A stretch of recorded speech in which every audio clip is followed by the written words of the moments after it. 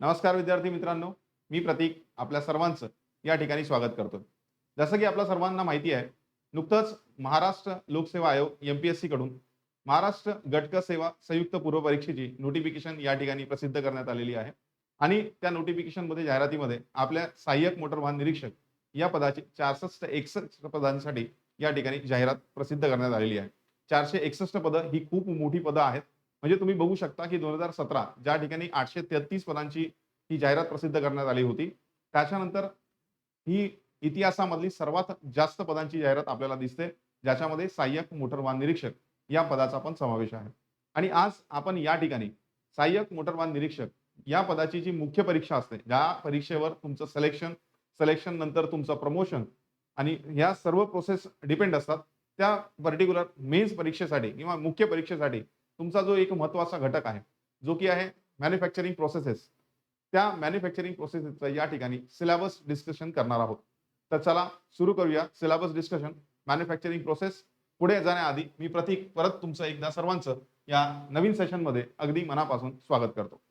बघा विद्यार्थी मित्रांनो, ज्या वेळेसपासून ही ॲड आली आहे आणि त्याच्या आधी पण ॲड येण्याच्या आधी पण ज्यावेळेस 2022 मध्ये हा सिलेबस चेंज करण्यात आला होता, तेव्हापासून विद्यार्थ्यांच्या मनामध्ये भरपूर सारे डाउट्स आहेत की सर कुठले टॉपिक्स आम्हाला या ठिकाणी नवीन तयारी करायची आहे, कुठले टॉपिक्स याच्यामधनं कमी करण्यात आलेले आहेत किंवा कुठले टॉपिक्स या ठिकाणी महत्त्वाचे असतात आणि कुठले टॉपिक्स कमी महत्त्वाचे असतात, कुठे आम्ही जास्त फोकस करायला पाहिजे. की जसं की फॉर एक्झाम्पल विद्यार्थ्यांचे प्रश्न असतात की सर प्लास्टिक प्रोसेसिंग जे आहे ते किती महत्त्वाचं आहे, वेल्डिंग मधनं किती प्रश्न येणार आहेत, सर गिअर प्रोडक्शन आम्हाला आता वाचायचंय का नाही वाचायचंय, sir rolling, forging, extrusion, wire drawing, sheet metal हे आम्हाला आता सिलेबसला आहे की नाही आहे.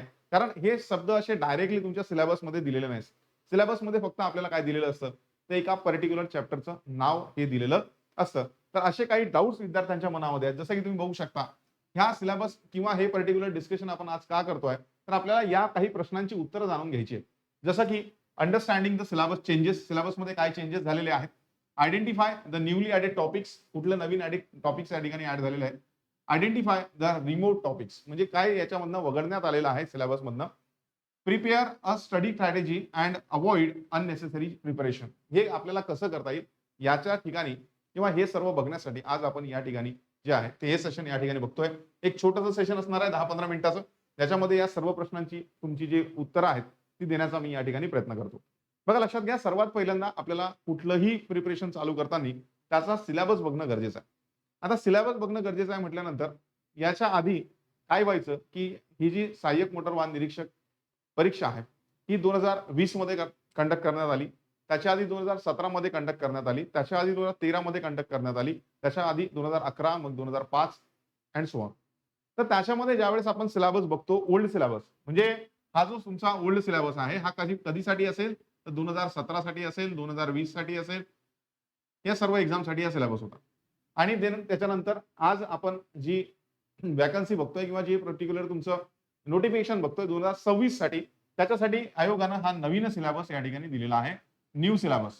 ठीक आहे. आता याच्यामध्ये काय चेंजेस आहेत ते सर्वात पहिल्यांदा आपल्याला बघावं लागेल. तर लक्षात घ्या, याच्यामध्ये काही टॉपिक्स आहेत. जसं की पहिला टॉपिक आहे इंजिनिअरिंग मटेरियल्स. ठीक आहे. टॉपिकच्या आधी थोडंसं त्याच्या आधी जाऊन तुम्हाला सांगतो की 2017 किंवा 2020 असेल, त्याच्यामध्ये हा पर्टिक्युलर जो सब्जेक्ट होता तो मेकॅनिकल टेक्नॉलॉजी या नावाने ओळखला जात होता. आज या सब्जेक्टचं नाव आयोगानं चेंज करून सिलेबसमध्ये आपल्याला सांगितलेलं आहे मॅन्युफॅक्चरिंग प्रोसेसेस. म्हणजे सिलेबसच्या नावापासून त्याच्यामध्ये चेंजेस झाले. मग त्याच्यामध्ये टॉपिक्स काय चेंज झालेत, तर सर्वात पहिला टॉपिक आहे दॅट इज इंजिनिअरिंग मटेरियल. हा टॉपिक आता चेंज करून बनवलेला आहे engineering material and their properties. म्हणजे तुम्हाला प्रॉपर्टीजचंही वेगळं या ठिकाणी कन्सिडरेशन घ्यावं लागेल. ठीक आहे.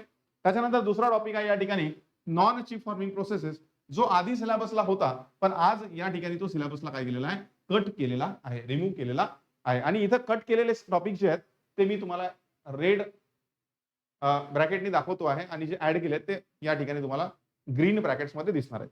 जसं की नेक्स्ट आहे chip forming processes, turning, drilling, milling, boring, broaching. हा चॅप्टर तुमच्यासाठी सेम आहे, फक्त चॅप्टरचं नाव या ठिकाणी आयोगानं बदललेलं आहे आणि आता त्या चॅप्टरला म्हटलेलं आहे मेटल कटिंग प्रोसेस. सेम आहे, पूर्ण चॅप्टर हा सेम आहे. म्हणजे बघा इंजिनिअरिंग मटेरियल सेम आहे. त्याच्यानंतर हा सेकंड चॅप्टर आहे जो आपल्यासाठी इथे सेम तुम्हाला दिसणार आहे. त्याच्यानंतर तिसरा चॅप्टर आहे that is a finishing and super finishing process. हा पण या ठिकाणी सेम आहे. म्हणजे याच्यामध्ये आपण ग्राइंडिंग, लॅपिंग, त्याच्यानंतर हॉनिंग, बफिंग, पॉलिशिंग, बर्निशिंग अशा सगळ्या प्रोसेस बघत असतो. ह्या सर्व प्रोसेस तुम्हाला 2017, 2020 किंवा याच्या आधीच्या सिलेबसला, याच्या आधीच्या एक्झामला पण तशाच होत्या आणि आताही आपल्याला ते अभ्यासायचं आहे. त्याच्यानंतर पुढे जाऊया. गिअर प्रोडक्शन म्हणून एक टॉपिक आपल्याला याच्या आधी एक्झामला दिसायचा, तो आता आपल्याला दिसणार नाही, कारण तो आता सिलेबस मधून इथे काय केलेला आहे, कमी केलेला आहे. पुढे जातो. त्याच्यानंतर आहे प्लास्टिक्स अँड देअर प्रोसेसिंग.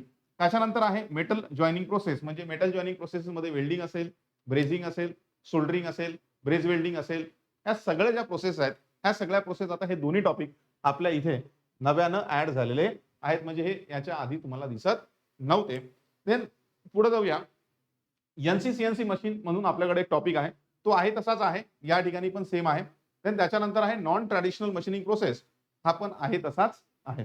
म्हणजे याच्यामध्ये आपल्याला लक्षात काय घ्यावं लागेल, तसं याच्यामध्ये महत्वाचं हे आहे की नॉन चिप फॉर्मिंग प्रोसेस आणि गिअर प्रोडक्शन हे टॉपिक आज आम्हाला अभ्यासायचे नाहीत, कारण एमपीएससीनं, आयोगानं हे टॉपिक्स आमच्या सिलेबसमधनं कमी केलेले आहेत आणि त्याऐवजी आम्हाला 2 नवीन चॅप्टर्स आयोगानं सिलेबसमध्ये दिलेले आहेत. जे नवीन चॅप्टर्स कुठले आहेत, तर प्लास्टिक्स अँड देअर प्रोसेसिंग आणि मेटल जॉईनिंग प्रोसेसेस. मग मेटल जॉईनिंग प्रोसेसेस मध्ये वेल्डिंग असेल, ब्रेझिंग असेल, सोल्डरिंग असेल आणि ब्रेझ वेल्डिंग असेल. हे तुमचं सर्वच्या सर्व तुम्हाला सिलेबसला नवीन ऍड केलेलं आहे. आता बघूया या पर्टिक्युलर सिलेबसमध्ये हे जे आता आपण डिस्कस केलं तेच या ठिकाणी मी तुम्हाला दाखवण्याचा प्रयत्न केलाय की काय काय आहे. तर हे इंजिनिअरिंग मटेरियल्स आहे तसंच आहे. त्याच्यानंतर नॉन चिप फॉर्मिंग प्रोसेस हे अचीव्ह केलंय, म्हणजे हे कट केलेलं आहे, हे इथं कट झालेलं आहे. देन चिप फॉर्मिंग प्रोसेस आहे, ते तुमचं मेटल कटिंग प्रोसेस मध्ये फक्त त्याला नाव चेंज झालेलं आहे. देन आहे तुमचं finishing and super finishing process, ते पण आहे तसंच आहे. ठीक आहे. त्याच्यानंतर तुम्हाला 2 नवीन चॅप्टर या ठिकाणी दिसतील, that is plastics and their processing आणि मेटल जॉईनिंग प्रोसेस, हे नव्याने ऍड झालेत. ठीक आहे. आणि त्याच्यानंतर इकडचं जे गिअर प्रोडक्शन आहे ते या ठिकाणी कट झालेलं आहे. म्हणजे 2 चॅप्टर कट आहेत, नॉन चिप फॉर्मिंग प्रोसेस आणि गिअर प्रोडक्शन, आणि त्याच्याऐवजी 2 नवीन टॉपिक्स या ठिकाणी इंट्रोड्यूस केलेले आहेत. आणि नेक्स्ट आहे NC CNC and non conventional machining process, ते आहे तसंच या ठिकाणी तुम्हाला दिसणार आहे. म्हणजे 2 टॉपिक्स कट झालेत आणि 2 टॉपिक्स नव्यानं ऍड झालेत. आता लक्षात घ्या, ज्यावेळेस आपण पीवायक्यू चं डिस्कशन करतो किंवा कुठलीही एक्झाम असेल तर त्या ठिकाणी आपण काय करतो, तर सिलेबस बघितल्यानंतर आपण पीवायक्यू बघतो की त्याच्यामध्ये हे जे सर्व टॉपिक्स आहेत ते किती महत्वाचे आहेत. आता एक गोष्ट आपल्याला लक्षात घ्यावी लागेल की ऑब्वियस आहे, हा ओल्ड सिलेबस आहे आणि ओल्ड सिलेबस मध्ये आपल्याकडे नॉन चिप फॉर्मिंग प्रोसेस आणि गिअर प्रोडक्शन हे 2 पर्टिक्युलर जे चॅप्टर आहेत ते सिलेबसला होते. म्हणजे पीवायक्यू मध्ये त्याचे प्रश्नही आपल्याला दिसतील. पण आज रोजी ते आपल्याला अभ्यासायचे नाहीत. म्हणजे त्या पर्टिक्युलर टॉपिकचे जे पीवायक्यूज आहेत ते आपल्यासाठी आता महत्वाचे नाहीत. आता आपल्यासाठी त्याच्याऐवजी काय महत्वाचं आहे, तर महत्वाचं आहे प्लास्टिक्स आणि मेटल जॉईनिंग प्रोसेस. पण याचे पीवायक्यू आपल्याला आधीच्या कुठेच दिसणार नाहीत. आपल्या एक्झाम मध्ये हे यायचंच नाही. याच्या आधी हा टॉपिक आपल्या सिलेबसला नव्हता. त्याच्यामुळे याचे पीवायक्यू पर्टिक्युलरली आपल्या एएमव्ही एक्झामचे तरी आपल्याला मिळणार नाही. मग सर याचा अभ्यास आम्ही कसा करावा, कारण हे पण एक महत्वाचा मुलांचा प्रश्न आहे की सर इथे बघा, मी काय सांगितलं होतं तुम्हाला की आपण हे सेशन कशासाठी घेतोय, तर मुलांचे काही डाऊट्स आहेत की सर सिलेबस मध्ये काय चेंजेस आहेत. तर ते आम्ही बघितलं की सर सिलेबस मध्ये 2 टॉपिक कट झालेत आणि 2 टॉपिक नव्याने ऍड झालेत. Sir identify newly added topics आम्ही बघितले की त्याच्यामध्ये प्लास्टिक प्रोसेसिंग आहे आणि मेटल जॉईनिंग प्रोसेसेस आहे. सर काय कट झालंय, आयडेंटिफाय द रिमूव्ह टॉपिक्स. मग रिमूव्ह टॉपिक्स मध्ये सर गिअर मॅन्युफॅक्चरिंग प्रोसेसेस आणि त्याच सोबतच नॉन चिप फॉर्मिंग प्रोसेसेस या ठिकाणी कट झालेलं आहे. म्हणजे 3 प्रश्नांची उत्तर आपल्याला भेटली. आता आपल्याला स्टडी प्लॅन प्रिपेअर करायचं आहे, म्हणजे हे आपलं क्लिअर झालं. आता आपल्याला चौथं बघायचंय, prepare a study strategy. Study कशी करायची किंवा किती कोणत्या टॉपिकला आपल्याला वेटेज द्यायचंय हे आपल्याला बघायचंय. आता वेटेज देत असताना ऑब्वियस आहे, मी तुम्हाला परत एकदा सांगतो की नॉन चिप फॉर्मिंग प्रोसेस आणि गिअर प्रोडक्शन यांचे पीवायक्यूज तुम्हाला अभ्यासायचे नाहीयेत, कारण ते सिलेबसला नाहीये आणि त्याचे पीवायक्यू बघून तुम्हाला फक्त काय होईल तर तुमचा वेळ जाईल किंवा तुम्ही कन्फ्युज व्हाल. त्याच्यामुळे त्या पर्टिक्युलर टॉपिकचे आपल्याला पीवायक्यू अभ्यासाचे नाहीयेत. त्याच्याऐवजी आता इथे हा जो आहे नव्यानं सिलेबस आपल्याला दिलेला आहे आणि त्याच्याऐवजी आपल्याला माहिती आहे की plastics and metal joining processes याचे पीवायक्यूज आपल्याला अभ्यासायचे आहेत. ओके. पण ते पीवायक्यू अभ्यासत असताना लक्षात घ्या की एएमव्ही एक्झाम सोडून बाकी एक्झाम्स मध्ये ज्या ठिकाणी मेटल जॉईनिंग प्रोसेस आणि प्लास्टिक या ठिकाणी सिलेबसला आहे त्याचा रेफरन्स आपल्याला घ्यावा लागेल, कारण हे नवीन ऍडिंग टॉपिक्स आहेत, ही न्यू टॉपिक्स आहेत आपल्याकडे आणि याचे पीवायक्यू आपल्याला आपल्या एक्झामचे मिळणार नाहीतर बाकी दुसऱ्या एक्झामचे जे पीवायक्यूज आहेत त्याचा आपल्याला या ठिकाणी आधार घ्यावा लागेल. ठीक आहे ना. मग पीवायक्यू बघत असताना सर कुठला टॉपिक किती महत्वाचा आहे हे कसं समजेल? तर ते समजेल या पर्टिक्युलर चार्टने. बघा लक्षात घ्या, हा तुमचा एक सिलेबस आणि त्याच्यानुसार प्रत्येक वर्षी एक्झाममध्ये त्या पर्टिक्युलर सिलेबसवर किती प्रश्न विचारलेले आहेत हे सांगण्याचा या ठिकाणी आपला प्रयत्न आहे. कसं आहे बघा, लक्षात घ्या. Topic wise PYQ analysis and weightage. तर त्याच्यामध्ये पहिला टॉपिक आहे इंजिनिअरिंग मटेरियल्स. ज्याच्यामध्ये जर आपण बघितलं तर 2020 ला सर्वात जास्त ट्रिमेंडस 5 प्रश्न त्याच्यावरनं विचारलेले आहेत. तोच विचार केला तर 2017 मध्ये 1 प्रश्न आहे, 13 मध्ये 3 प्रश्न आहेत, 11 मध्ये 2 प्रश्न आहेत आणि मागचं जास्त अनालिसिस आपल्याला करून काही फायदा नाही, कारण 15 वर्ष जुनं खूप जुनं होऊन जातं. आता बघा ना, 2011 ते 2026 चा पेपर आपण देणार आहे. भरपूर झाला 15 वर्षाचा 5-6 पेपरचं अनालिसिस केलं तर आपल्याला ते बऱ्यापैकी लक्षात येऊन जातं. त्याच्यानंतर आहे non chip forming process. But आज हा टॉपिक जो आहे तो आयोगानं या ठिकाणी सिलेबसमधनं कट केलाय, रिमूव्ह केलेला आहे. सिलेबसमधनं रिमूव्ह केला आहे. पण जर तुम्ही बघितलं तर 2020 मध्ये तो एक मार्कासाठी आलेला होता. 17 मध्ये 3 आहे, 13 मध्ये 1 आहे आणि 11 मध्ये त्याचं वेटेज या ठिकाणी तुम्हाला दिसत नाही. त्याच्यानंतर आज आपल्याला या टॉपिकची गरज नाहीये. तिसरा टॉपिक आहे chip forming process. This is very important.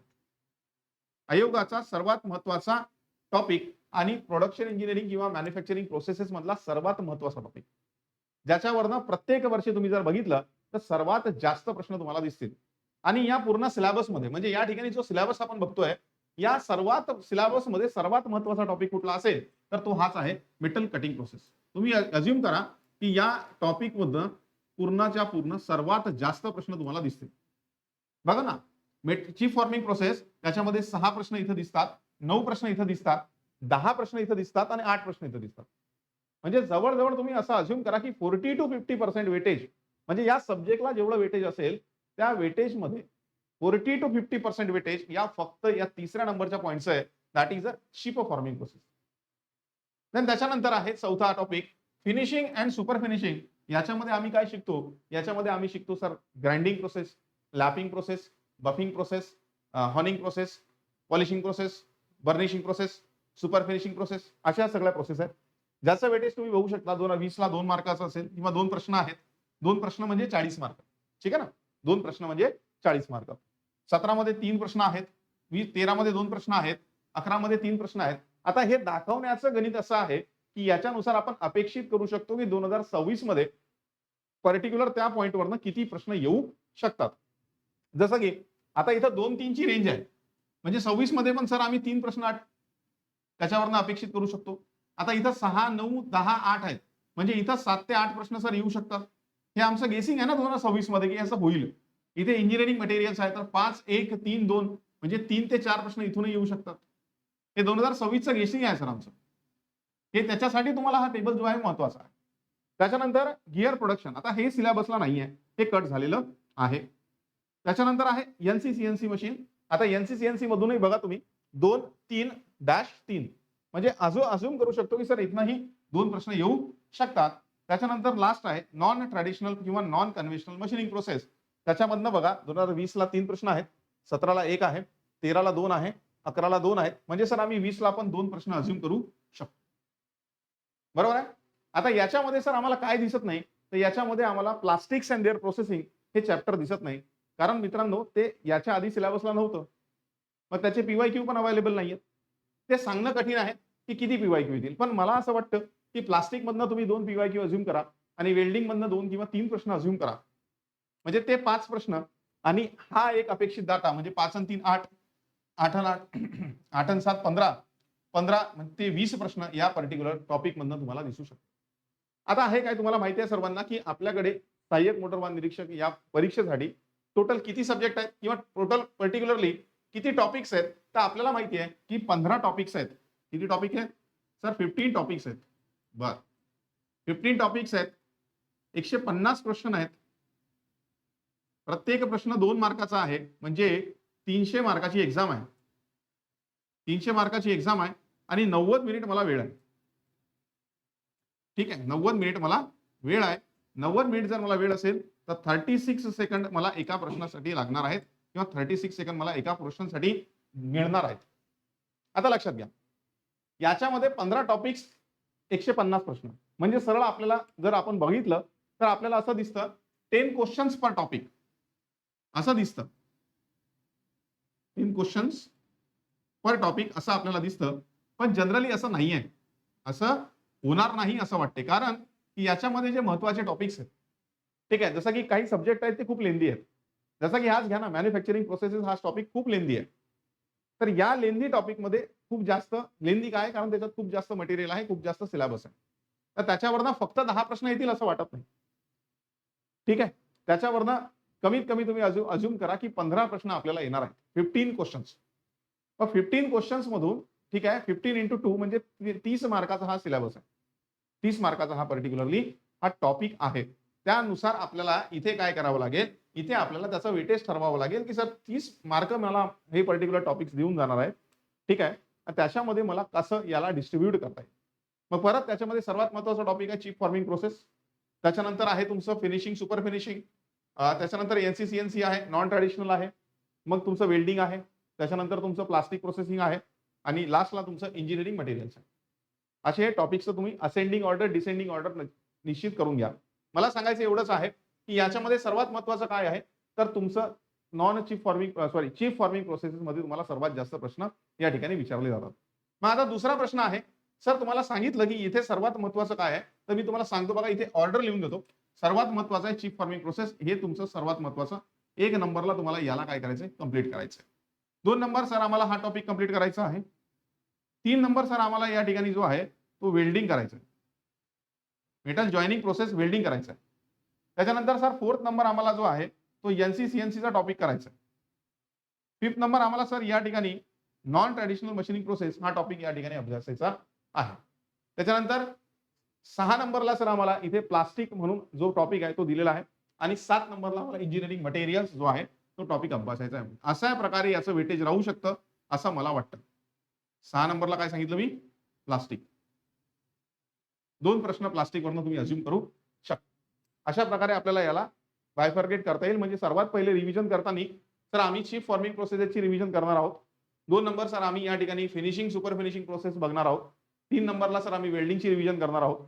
4 नंबरला आम्हाला जो आहे तो एनसी-सीएनसी मशीन्स आमच्यासाठी महत्त्वाचा आहे. 5 नंबरला sir non traditional machining process आहे. 6 नंबरला प्लास्टिक्स अँड देअर प्रोसेसिंग आहे आणि 7 नंबरला आम्हाला इंजिनिअरिंग मटेरियल्स आहे. म्हणजे इथे जो तुम्ही सिलेबस बघता आहात, हा सिलेबसमध्ये सर्वात महत्त्वाचा 1 नंबरचा टॉपिक आहे मेटल कटिंग प्रोसेस. 2 नंबरचा आहे फिनिशिंग प्रोसेस. 3 नंबरचं मी तुम्हाला सांगितलं वेल्डिंग. 4 सांगितलं एनसी-सीएनसी. 5 नंबर सांगितलं नॉन कन्व्हेन्शनल. 6 नंबर सांगितलं प्लास्टिक आणि 7 नंबर सांगितलं इंजिनिअरिंग मटेरियल्स. अशा प्रकारे तुम्ही काय करू शकता? त्याला डिव्हाइड करू शकता किंवा त्याला तुम्हाला डिसेंडिंग ऑर्डरनं अशा प्रकारे त्याचं वेटेज राहू शकतं असं आपल्याला वाटतं. मग आता याच्यामध्ये प्रश्न कसे येतात सर? तर बघा लक्षात घ्या याच्यामधनं प्रश्न असे येतात, की मेटल कटिंग प्रोसेस आहे जसं की सर्वात महत्त्वाचं आहे. मग तिथं मी सुरू करतो. तर मेटल कटिंग प्रोसेसमध्ये तुम्ही बघत आहात आता टर्निंग. मग टर्निंगमध्ये काय असते? तर टर्निंगमध्ये speed, feed, depth of cut आहे.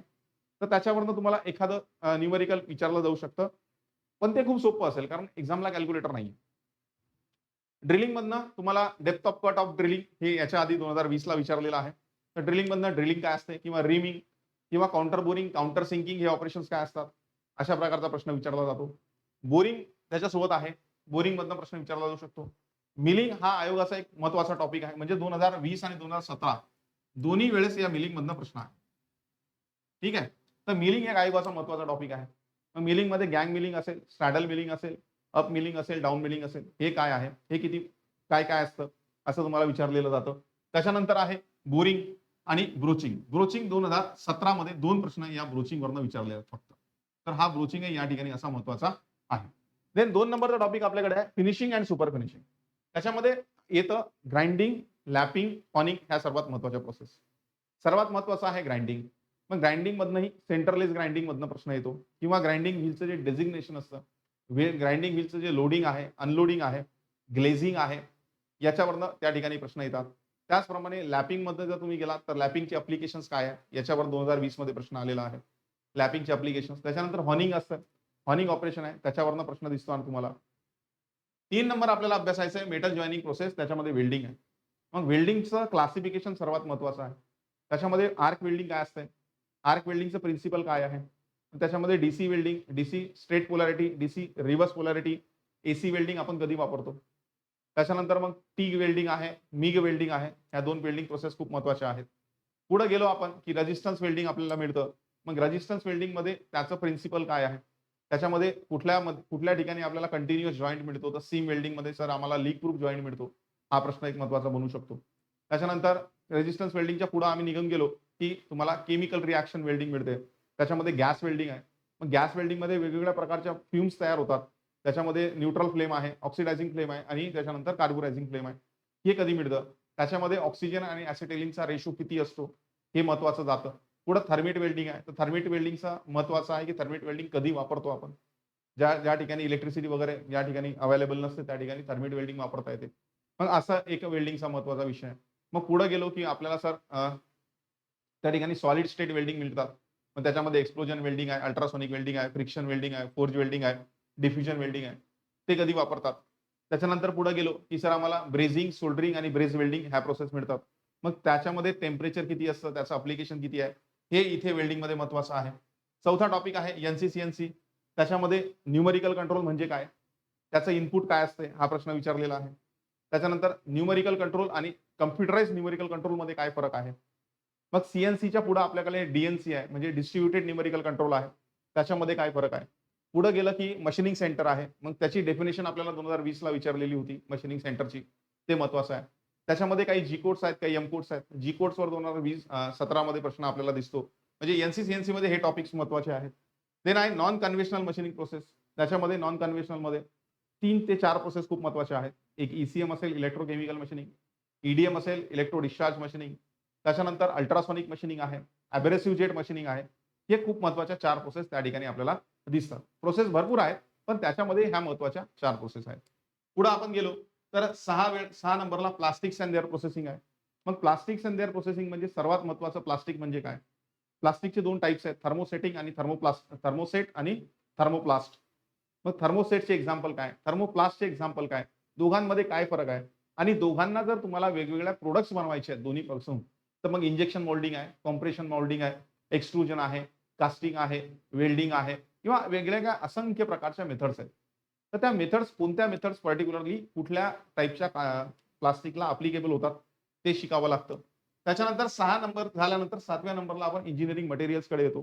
तर मटेरियल्समध्ये सर्वात महत्त्वाचं आयर्न कार्बन डायग्राम आहे. त्याच्यानंतर त्याच्यावरनं मिळालेलं type of cast iron, type of steel आहे. मग टाइप ऑफ स्टीलमध्ये स्टेनलेस स्टील आहे. मग ते विचारतात स्टेनलेस स्टीलमध्ये काय त्याच्यामध्ये पर्टिक्युलरली महत्त्वाचं आहे, की त्याच्यामध्ये क्रोमियम काय ॲड करतात. मग स्टेनलेस स्टीलमध्ये टूल स्टील आहे. टूल स्टीलमध्ये हाय स्पीड स्टील आहे. तर हाय स्पीड स्टीलचं कंपोझिशन आपल्याला विचारतं. 18-4-1 स्टील आपण ज्याला म्हणतो, ते विचारतात. अशा प्रकारे वेगवेगळ्या प्रकारचे या ठिकाणी भरपूर सारे महत्त्वाचे प्रश्न या ठिकाणी बनू शकतात. तर या ठिकाणी या थोड्याशा सेशनमध्ये मी तुम्हाला सांगण्याचा प्रयत्न केला, की या पूर्ण सिलेबसमधनं काय-काय या ठिकाणी आपल्याला महत्त्वाचं दिसू शकतं. तर मित्रांनो, अशा प्रकारे आपल्याला तयारी करायची आहे आणि हे एक एक्स्पेक्टेड वेटेज आहे, की आपल्या एक्झाममध्ये कोणत्या पर्टिक्युलर टॉपिकवरनं किती प्रश्न येऊ शकतात. याच्यामध्ये प्लास्टिक आणि वेल्डिंग मी दिलेलं नाही. पण अझ्युम करा, की प्लास्टिकवरनं 2 प्रश्न आणि वेल्डिंगवरनं 3 प्रश्न किंवा 2 प्रश्न. ठीक आहे? असं या ठिकाणी वेटेज राहू शकतं. तर चला या ठिकाणी जे आहे आपल्या मला वाटतं सर्व विद्यार्थ्यांना हे जे त्यांच्या मनातले काही डाउट्स होते, की सर प्रिपरेशन स्टडी स्ट्रॅटेजी कशी असावी किंवा कुठल्या वेटेजला आम्हाला कुठल्या टॉपिकला आम्हाला किती वेटेज द्यायचंय, हे या ठिकाणी क्लिअर झालेलं असेल.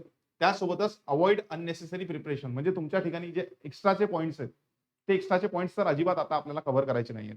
त्याचं कारण असं आहे, की तुम्हाला माहितीच आहे सर्वांना, की आयोगानं मेन्सची डेट या ठिकाणी दिलेली आहे.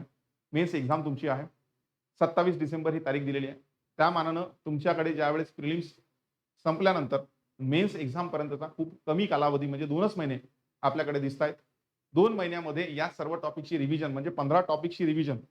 त्याच्यानंतर काही अननेसेसरी जे टॉपिक्स आहेत, ते तुम्हाला अभ्यासाचे नाहीत कारण तेवढा वेळ तुमच्याकडे नाही. आणि आयोगाचा आपण जर एक बघितलं, तर आयोग बऱ्यापैकी मी सांगतो तुम्हाला 99% हा सिलेबसला धरून पेपर जो आहे तो सेट करत असतो.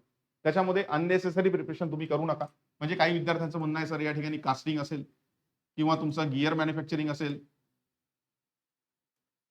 हे टॉपिक आम्ही अभ्यासायचे का? तर मी माझं सजेशन राहील, की अजिबात तुम्ही अभ्यास करू नका. त्याच्यापेक्षा तुम्ही एक काम करा. जो सिलेबस आहे ना, त्याला 2 वेळा रिवाईज करा. 3 वेळा त्याचे पी-वाय-क्यू सॉल्व्ह करा. तो जो एक्स्ट्रा वेळ तुम्ही इथं देणार आहात ना, तो तुम्ही वरच्या टॉपिक्सला जास्त वेळ द्या. जेणेकरून ते जास्त आपल्याला काय होईल, त्याच्यामधल्या ज्या मिस्टेक्स आहेत, त्याची जी ॲक्युरसी आहे, मिस्टेक कमी करता येईल, ॲक्युरसी वाढवता येईल आणि आपल्याला पुढं आपल्या ध्येयाकडं म्हणजे आपलं ध्येय काय आहे, तर आपलं ध्येय आहे की सर मला सहाय्यक मोटर वाहन निरीक्षक या पदावर विराजमान व्हायचंय. सर सर्वात महत्त्वाचं म्हणजे मला मला युनिफॉर्म घालायचा आहे. ते जे तुमचं स्वप्न आहे, त्या स्वप्नाकडे आपल्याला जाता येईल. चला तर या ठिकाणी एवढं सर्व डिस्कशन करून आज मी थांबतो आणि हे सर्वांसाठी खूप महत्त्वाचं आहे. तर हे तुमच्या लक्षात असू द्या. ठीक आहे. Thank you. Thank you so much.